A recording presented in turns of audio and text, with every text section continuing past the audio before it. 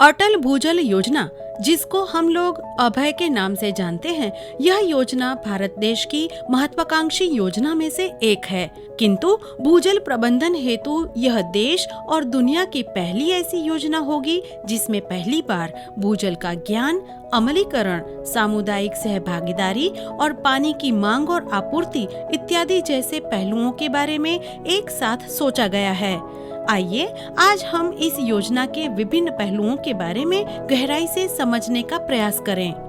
भूजल ने खाद्य और कृषि उत्पादन बढ़ाने, सुरक्षित पेयजल उपलब्ध कराने और भारत में औद्योगिक विकास को सुविधाजनक बनाने में महत्वपूर्ण भूमिका निभाई है। भूजल लगभग देश की 65% ग्रामीण और 50% शहरी पेयजल की जरूरतों की आपूर्ति करता है और इसके अलावा कुल सिंचित क्षेत्र की लगभग 85% आपूर्ति करने में भी योगदान देता है। कई क्षेत्रों में गहन और अनियमित भूजल पंपिंग भूजल स्तर में तेजी से और व्यापक गिरावट का कारण बना है। यह गिरावट वर्षा जल परिवर्तनशीलता से प्रभावित, व्यापक निष्कर्षण, अनियमित पंपिंग और जलवायु परिवर्तन से प्रभावित है। उपरोक्त सभी संदर्भ के अंतर्गत भूजल प्रबंधन के लिए भारत सरकार द्वारा कई प्रयास किए गए हैं और समुदाय के नेतृत्व वाले भूजल प्रबंधन और संस्थागतकरण की आवश्यकता की पहचान की गई है। यह सभी संदर्भ को ध्यान में रख के अटल भूजल योजना का उद्देश्य समुदाय के नेतृत्व के माध्यम से स्थायी भूजल प्रबंधन प्रथाओं के सहारे राजस्थान, कर्नाटक, हरियाणा, महाराष्ट्र, उत्तर प्रदेश, गुजरात और मध्य प्रदेश के जल तनाव से प्रभावित क्षेत्रों में भूजल संसाधनों के प्रबंधन को सामुदायिक प्रबंधन की प्रक्रियाओं के माध्यम से टिकाऊ और मजबूत बनाना है। योजना की प्रमुख विशेषताएं। इस योजना के अंतर्गत जल तनाव से प्रभावित क्षेत्रों की पहचान की गई है। केंद्रीय और राज्य में चल रहे कार्यक्रमों के साथ कन्वर्जेंस किया गया है। भूजल के प्रति व्यवहार में परिवर्तन लाने पर जोर दिया गया है। समुदाय के नेतृत्व में स्थायी भूजल प्रबंधन की बात को महत्व दिया गया है। पानी की मांग और आपूर्ति पक्ष के संभावित कार्यों की सूची तैयार की गई है। इस योजना का बजट 6,000 करोड़ रुपए का है, जिसमें वर्ल्ड बैंक 50% योगदान करेगी, जो बाद में केंद्रीय सरकार वर्ल्ड बैंक को भुगतान करेगी। राजस्थान, कर्नाटक, हरियाणा, महाराष्ट्र, उत्तर प्रदेश, गुजरात और मध्य प्रदेश, इन 7 राज्यों के 78 जिले की 8,350 ग्राम पंचायतों में यह योजना लागू की जाएगी। यह योजना का अमलीकरण 5 साल की अवधि में किया जाएगा। योजना के घटक। इस योजना के 2 महत्वपूर्ण घटक है: संस्थागत सशक्तिकरण और क्षमता निर्माण और प्रोत्साहन। संस्थागत सशक्तिकरण और क्षमता निर्माण। इस घटक के अंतर्गत भूजल व्यवस्थापन को मजबूत करने के लिए सामुदायिक प्रशिक्षण दिया जाएगा और क्षमता वर्धन के कार्य द्वारा संस्थाओं को मजबूत किया जाएगा। प्रोत्साहन। भूजल संसाधन की दीर्घकालिक स्थिरता सुनिश्चित करने के उद्देश्य से किए गए विभिन्न कार्यों या उपायों के लिए निश्चित किए गए राज्यों को आधारभूत मापदंड से पुरस्कृत या प्रोत्साहित किया जाएगा। योजना के अंतर्गत चुनौती।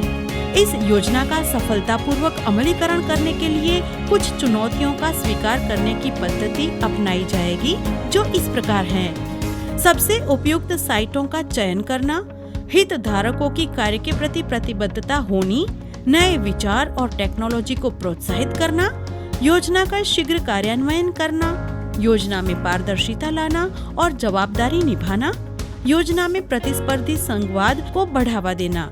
वस्तुतः इस योजना का मुख्य उद्देश्य चयनित राज्यों के जल तनाव वाले क्षेत्रों में भूजल संसाधनों के प्रबंधन में सुधार करना है। योजना के घटक और फंड। भारत सरकार ने संस्थाकीय सशक्तिकरण और क्षमता निर्माण के कार्य के लिए कुल 7 राज्यों में 1,400 करोड़ रुपए का बजट बनाया है। प्रोत्साहन घटक के लिए कुल 7 राज्यों में 4,600 करोड़ का बजट बनाया गया है।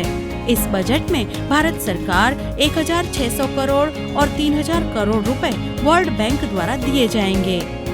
योजना के बजट वितरण के संकेत। इस योजना के अंतर्गत चयनित राज्यों में भूजल संसाधनों के प्रबंधन में सुधार लाकर उसे मजबूत करने के लिए 2 प्रक्रिया में विभाजित किया गया है।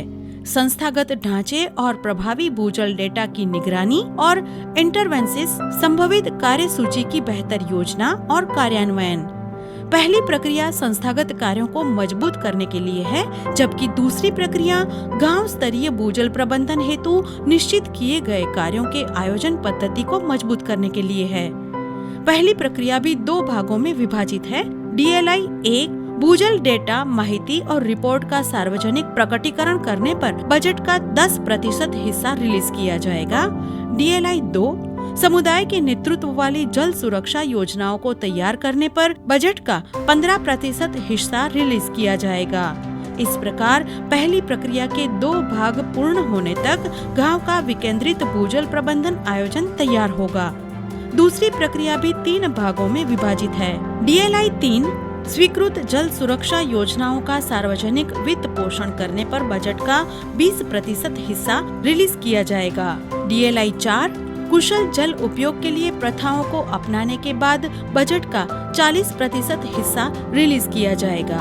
DLI 5 भूजल स्तर की गिरावट के दर में सुधार आने के बाद बजट का 15% हिस्सा रिलीज किया जाएगा। इस प्रकार दूसरी प्रक्रिया के 3 भाग पूर्ण होने तक भूजल के जल स्तर में गिरावट कम होगी और भूजल की गुणवत्ता में सुधार होगा। योजना के तहत संभावित कार्यसूची। योजना के तहत डिमांड साइड और सप्लाई साइड संभावित कार्यसूची इस प्रकार है। डिमांड साइड मांग पक्ष, सूक्ष्म सिंचाई, ड्रिप स्प्रिंकलर अपनाना, उपयोग किए गए पानी का पुनः उपयोग करना, कृषि में सिंचाई और पानी के वहन के लिए भूमिगत पाइपलाइनों का उपयोग करना, कृषि में फसल विविधीकरण अपनाना, सिंचाई में बिजली आपूर्ति के लिए फीडर को अलग करना, सप्लाई साइड आपूर्ति पक्ष, चेक डैम, अनुश्रवण तालाब, कंटूर बंड, खेत तालाब, ड्रेनेज लाइन उपचार, कुओं का रिचार्ज, बांधों का निर्माण, गली प्लग, बड़े बांध, बड़ी सिंचाई योजना और औद्योगिक क्षेत्रों से निकाला हुआ अपशिष्ट जल, वेस्ट वाटर को अटल भूजल योजना में प्रतिबंधित किया गया है। इस प्रकार अटल भूजल योजना पूर्ण रूप से संकलित अभिगम से सोची गई योजना है। आशा है कि इस योजना के अमलीकरण के बाद गांव स्तर पर निश्चित रूप से भूजल स्वावलंबन खड़ा होगा।